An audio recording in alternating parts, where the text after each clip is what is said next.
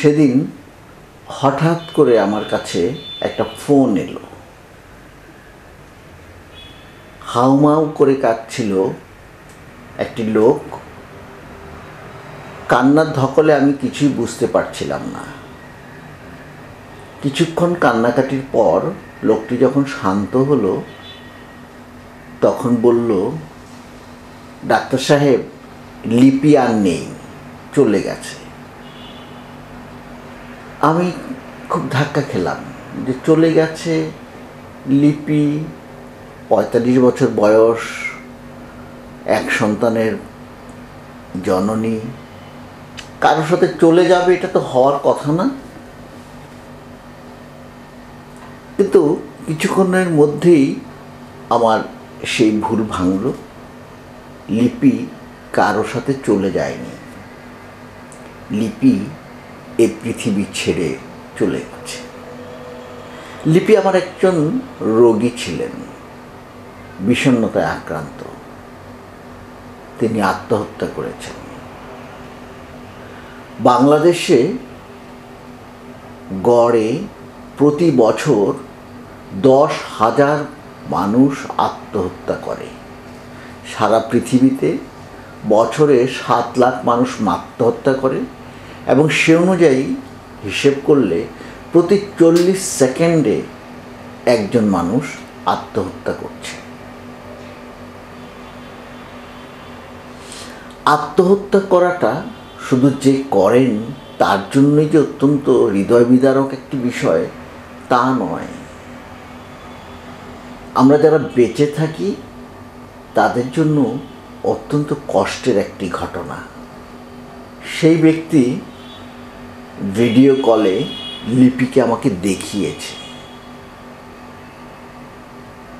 লিপির মুখটি এখনো আমার চোখে বারবার ভেসে ওঠে এবং বারবার মনে পড়ে, নিজেকে প্রশ্ন করি, কোনোভাবেই কি ওকে বাঁচানো যেত না? আমাদের মধ্যে একটা প্রচলিত ধারণা আছে যে যারা আত্মহত্যা করে তারা কখনো বলে না, মুখে যারা আত্মহত্যার কথা বলে তারা কখনো আত্মহত্যা করে না, আর আত্মহত্যা যারা করতে চায় তাদেরকে কখনো বাঁচানো যায় না। এ দুটো কথাই ভুল কথা। গবেষণায় দেখা গেছে আত্মহত্যা করার আগে 70 থেকে 80% ব্যক্তি তার আপনজনকে তার মরে যাওয়ার ইচ্ছা, আত্মহত্যা করার ইচ্ছে সম্পর্কে বলেছে, কিন্তু অন্যরা তাকে যথেষ্ট গুরুত্ব দেয়নি। সে যে আত্মহত্যা করতে পারে এমনটা অন্যরা ভাবতেই পারেনি, যার ফলে সে কোনো সাহায্য পায়নি। আর যারা আত্মহত্যা করবে তাদেরকে কোনোভাবেই বাঁচানো যাবে না, কথাটা ঠিক না। কারণ যারা আত্মহত্যা করে তাদের 80-90% বিষণ্ণতায় ভোগে।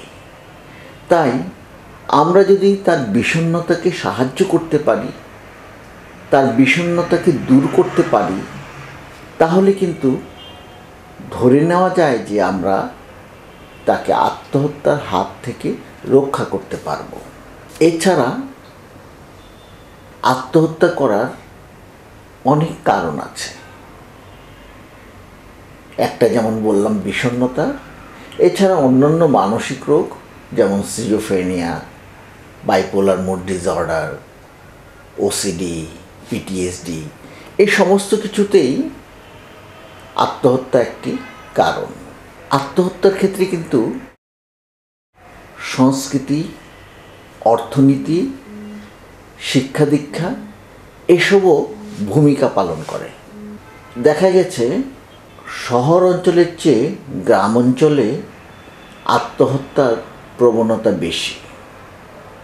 শিক্ষিতের চেয়ে অশিক্ষিত মানুষের মধ্যে আত্মহত্যার প্রবণতা বেশি। এছাড়া কিছু কিছু অঞ্চল আছে যেসব অঞ্চলে আত্মহত্যার প্রবণতা বেশি থাকে। যেমন বাংলাদেশে ঝিনাইদহের শৈলকুপাতে, সেখানে আত্মহত্যার হার সবচেয়ে বেশি। এটা সম্ভবত সেখানকার একটা সংস্কৃতি। সেখানকার মেয়েরা, ছেলেরা সামান্য কারণেই আত্মহত্যা করে বসে। এটা হয়তো একটা সামাজিক শিক্ষা। আমাদের দেশে প্রেমে বিচ্ছেদ ঘটলেও আত্মহত্যা করতে দেখা যায়। এছাড়া পরীক্ষায় ভালো না করলে আত্মহত্যা করে থাকে। এই বিষয়গুলোকে আমাদের হিসাবের মধ্যে আনতে হবে। কিভাবে স্ট্রেস ম্যানেজ করবে, কিভাবে জীবনের সমস্যাগুলোকে মোকাবেলা করবে, এই বিষয় কিন্তু আমাদের স্কুল কলেজে শেখানো হয় না। এর ফলে আমাদের ছেলেরা অল্পতেই ভেঙে পড়ে এবং আত্মহত্যাকেই সমাধান বলে মনে করে। গত 10ই আগস্ট বিশ্ব আত্মহত্যা প্রতিরোধ দিবস পালন করা হয়েছে। আমাদের দেশে এ বিষয়টি নিয়ে খুব বেশি আলোচনা হয়নি। কিছু পত্রপত্রিকা আর্টিকেল ছাপিয়েছে, দু একটা সংগঠন দু একটা সভা সমিতি করেছে, ব্যাস এইটুকুই। কিন্তু এ বিষয়ে ব্যাপক আলোচনা, সচেতনতা খুব প্রয়োজন। একটা তো বললাম, যদি আপনি আত্মহত্যা প্রতিরোধ করতে চান তাহলে বিষণ্ণতার চিকিৎসা করা, মানসিক রোগের চিকিৎসা করা। আর কি করতে পারেন? একটা বিষয় আমরা করতে পারি, তা হচ্ছে আত্মহত্যা করা যায় এমন জিনিসগুলোকে হাতের নাগালের বাইরে রাখা। আমাদের দেশে আত্মহত্যা করার ক্ষেত্রে অধিকাংশ আত্মহত্যাকারী গলায় দড়ি দেওয়া এবং বিষের তেল খাওয়াটাকেই বেছে নেয়। কারণ এ দুটো সহজেই আমাদের দেশে পাওয়া যায় এবং প্রায় বিনা খরচেই পাওয়া যায়। তাই আপনি আপনার আপনজনকে রক্ষা করতে হলে প্রথমত এই দুটো জিনিসকে, দড়ি এবং বিষের তেল, এই দুটো জিনিসকে এমনভাবে রাখুন যেন হুট করে কেউ এটা নাগাল না পায়। সাধারণভাবে অন্যান্য দেশের আত্মহত্যার যেই পরিসংখ্যান পাওয়া যায় সেগুলোতে হুট করে সেন্টিমেন্টাল হয়ে গিয়ে, ইম্পালসিভ হয়ে গিয়ে ঝোঁকের মাথায় আত্মহত্যা করাটা কম পাওয়া যায়। কিন্তু আমাদের দেশে এই ঘটনা খুব বেশি পাওয়া যায়। বাবার সাথে সমস্যা হয়েছে, মায়ের সাথে রাগারাগি হয়েছে, বয়ফ্রেন্ডের সাথে রাগারাগি হয়েছে, স্কুলের রেজাল্ট খারাপ হয়েছে, যে কিছুই হোক, হুট করে রাগের মাথায় তারা আত্মহত্যা করে বসে। এই আত্মহত্যাটা প্রতিরোধ করা বেশ কঠিন, তবে সম্ভব। এবং এই জন্য আমাদের সন্তানদেরকে সব সময় একটা শিক্ষা দিতে হবে। সেটা হচ্ছে যে জীবনের কোনো ঘটনাই পুরো জীবনের চেয়ে বড় নয়। তুমি যদি ব্যর্থ হও একটা ঘটনায়, শুধু কেবল সেই ঘটনায় তুমি ব্যর্থ হয়েছ, সারা জীবনের জন্য ব্যর্থ হও নাই। অতএব এই জন্য মরে যাওয়ার কোনো দরকার নেই। দর্শক সবাইকে বলবো, জীবন একটাই এবং জীবন খুব সুন্দর। অনেক আলো ঝলমলের দিনেও যেমন মেঘের ঘন ঘটা হতে পারে, তেমনি এই সুন্দর জীবনেও অনেক সময় সমস্যা আসতে পারে।